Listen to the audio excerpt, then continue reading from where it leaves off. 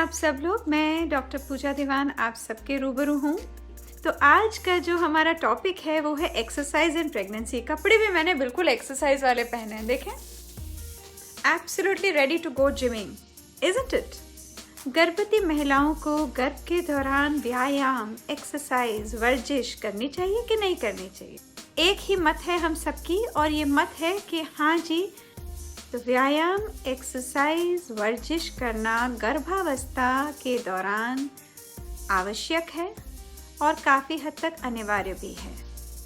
तो चलिए बात करते हैं हम क्या कर सकते हैं और क्या नहीं कर सकते। गर्भ अवस्था जो है वो 9 महीने की होती है और उसे 3 हिस्सों में अगर हम बांट दें तो पहले 3 महीने यानी फर्स्ट ट्राइमेस्टर, अगले 3 महीने यानी सेकेंड ट्राइमेस्टर और आखिर के 3 महीने यानी कि आखिर के ट्राइमेस्टर, थर्ड ट्राइमेस्टर। ये मैंने तीनों में क्यों बांटा? मैंने इसलिए बांटा क्योंकि तीनों जो समय हैं 1, 2 और 3 ये एक जैसे नहीं हैं।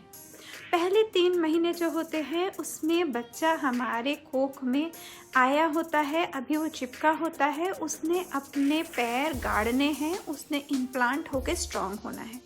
आखिरी के 3 महीने जो होते हैं उसमें बच्चा बहुत तेज़ी से बढ़ रहा होता है और हमें अपने शरीर को तैयार करना है इस बात के लिए कि हमारा जो शरीर है वो नॉर्मल प्रसूति, नॉर्मल डिलीवरी के लिए तैयार हो, नॉर्मल वेजाइनल डिलीवरी के लिए तैयार हो। इसके लिए हमें एक्सरसाइज करने की ज़रूरत है।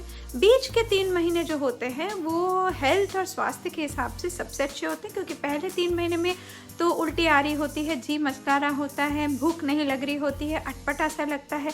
आखिरी के 3 महीनों में बहुत भार, बहुत वज़न और सांस भी फूलने लगती है। तो बीच के 3 महीने पर सबसे अच्छे माने जाते हैं। तो पहले 3 महीने ध्यान रखना है कि गर्भपात ना हो, कोख में पलते हुए बच्चे को संभालना है। बीच के 3 महीने सबसे बढ़िया है। आखिर के 3 महीने में नॉर्मल डिलीवरी को टारगेट करना है। तो अगर हम वर्जिश करेंगे और नॉर्मल डिलीवरी को फैसिलिटेट करने वाले, योगदान देने वाली हम एक्सरसाइजेस करेंगे तो बहुत अच्छा है।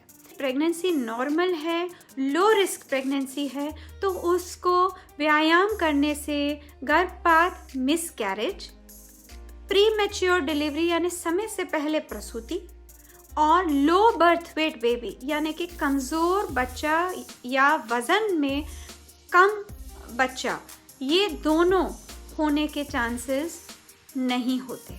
तो ये कहना कि हम अगर प्रेगनेंसी के दौरान एक्सरसाइज करेंगे तो मिसकैरेज होगा, प्रीमेच्योर लेबर होगा, लो बर्थ वेट होगा, small for gestational age baby होगा, ये सब गलत बातें हैं। गर्भावस्था में किन लोगों को व्यायाम नहीं करना चाहिए? जिन लोगों को पिछली बार पहले 3 महीने में या पहले 6 महीने में गर्भपात हुआ है, मिसकैरेज हुआ है, जिन लोगों को बच्चेदानी के मुंह यानी सर्विक्स छोटे होने की तकलीफ है, तो उनका सर्विक्स एक्सरसाइज के प्रेशर से, भार से और जल्दी खुल सकता है और प्रीमेच्योर डिलीवरी कर सकता है। जिन लोगों को सर्विक्स पे स्टिच दिया हुआ है यानी सर्वाइकल स्टिच या सर्वाइकल एनसर्क्लाज बच्चेदानी के मुंह को टाइट करने के लिए दिया हुआ है, उन लोगों को भी नहीं करना जिनके दिल में कार्डियक कंडीशन या हार्ट डिजीज़ है। जिन लोगों को हाइपरटेंशन की तकलीफ है, हाई ब्लड प्रेशर की तकलीफ है जो कि कंट्रोल नहीं हो रही, जिनका प्लासेंटा ऑल्नाल जो है वो काफ़ी नीचे बच्चेदानी के अंदर, यहाँ नीचे की तरफ चिपका हुआ है, तो इसलिए अगर हम वर्जिश करते हैं तो ब्लीडिंग और गर्भपात और प्रीमेच्योर डिलीवरी, समय से पहले प्रसूति की रिस्क रहती। गर्भावस्था में कौन सा व्यायाम करना सुरक्षित है? प्रेगनेंसी के दौरान आप swimming, walking, indoor cycling, mild light aerobics, electrical step exercisers, stretching exercises, yoga के कुछ आसन और ब्रीदिंग एक्सरसाइजेस कर सकते हैं। अगर हम वॉकिंग करें और किस स्पीड से करें, तो आपको मॉडरेटली ब्रिस्क वॉकिंग करनी है, ना धीरे और ना बहुत तेज़। अगर आपको बहुत तेज़ की आदत है तो आप कर सकती हैं अगर आप पहले से ही प्रेगनेंसी से पहले कस्टमाइज थी। पर अगर आप नई वॉकिंग शुरू कर रहे हैं तो आपको टारगेट क्या रखना है कि मैं हफ्ते में 5 दिन आधा घंटा यानी 30 मिनट वॉकिंग करूं, यानी पूरे सप्ताह में एक वीक में मैं 150 मिनट 150 मिनट्स वॉकिंग करूं। तो अगर हमें शुरू करना है तो हम 5-5 मिनट करके शुरू करते हैं। तो पहले हफ्ते हम 5 मिनट हर रोज़ चले, दूसरे हफ्ते 10 मिनट हर रोज़ चले।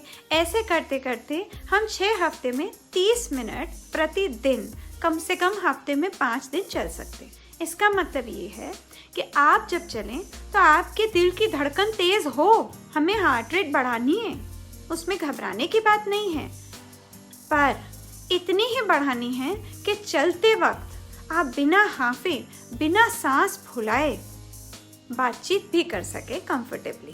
अगर मेरे को एरोबिक्स करनी है या स्ट्रेचिंग एक्सरसाइजेस करनी है तो कौन सी करनी है?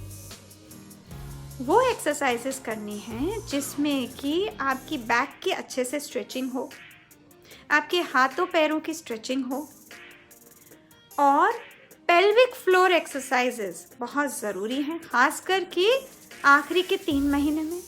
पेल्विक फ्लोर एक्सरसाइजेस में स्क्वाटिंग एक्सरसाइज और कीगल एक्सरसाइज, जो पेशाब के रास्ते को टाइट करने की एक्सरसाइज है, टाइट ढीली, वो बहुत ज़रूरी है।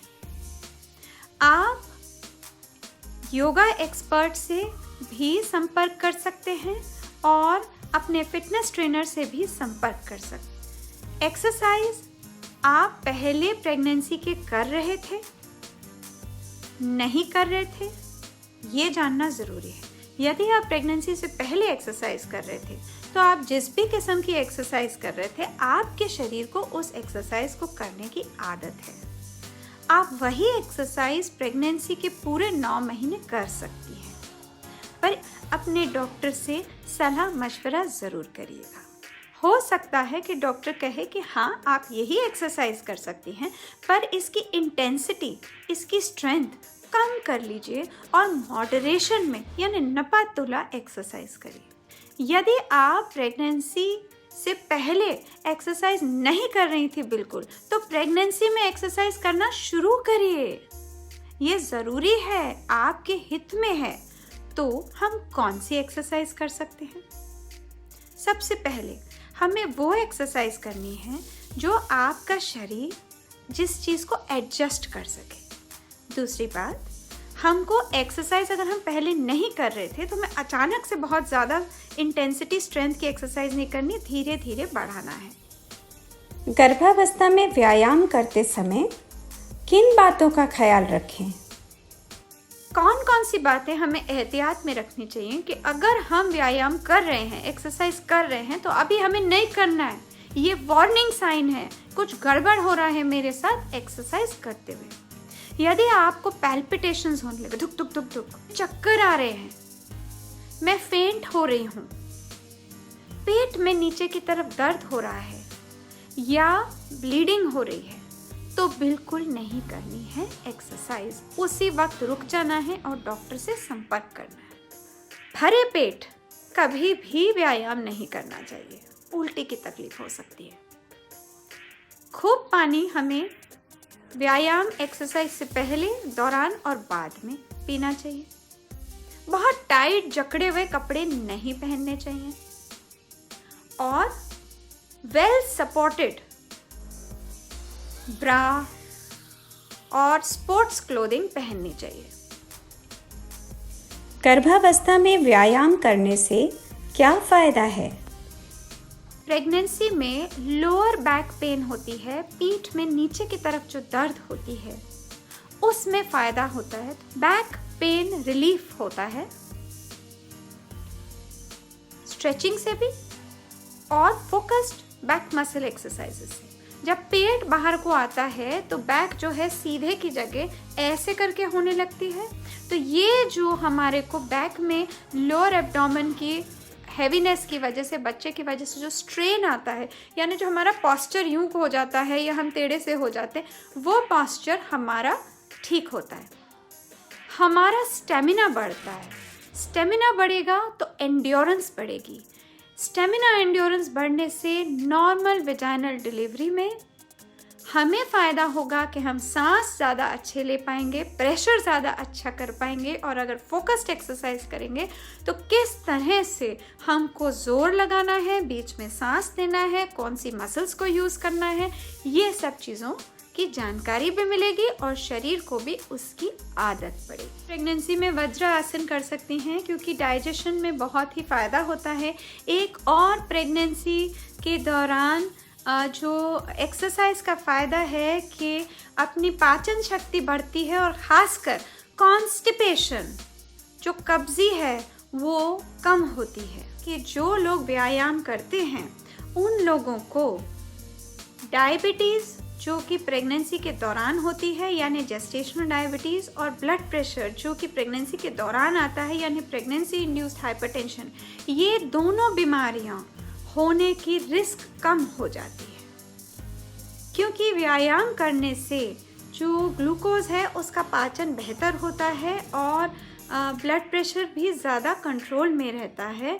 इसलिए हाइपरटेंशन यानी कि रक्तचाप और मधुमेह डायबिटीज़ प्रेगनेंसी के दौरान होने का खतरा कम हो जाता है। गर्भावस्था में कौन सा व्यायाम नहीं करना चाहिए?